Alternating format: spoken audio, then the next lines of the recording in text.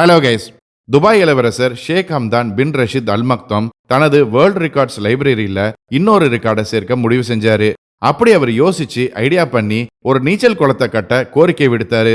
அதுதான் இன்று உலகம் முழுக்க டீப் டைவ் துபாய்னு அழைக்கப்படுது. இந்த திட்டத்துக்கான யதார்த்தமான யோசனைகளை வழங்கக்கூடிய ஆர்கிடெக்ட்ஸ் மற்றும் இன்ஜினியர்ஸ் உலகம் முழுவதிலும் இருந்து வரவழைக்கப்பட்டாங்க.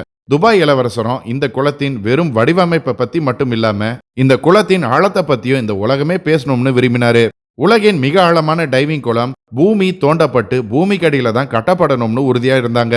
இதுக்கு பிறகு அகழ்வாராய்ச்சி பணிகள் தொடங்கின. 5 மீட்டரா மொத்தம் 45 மீட்டர் ஆழம் வர தோண்டுவதுதான் இவங்க திட்டம்.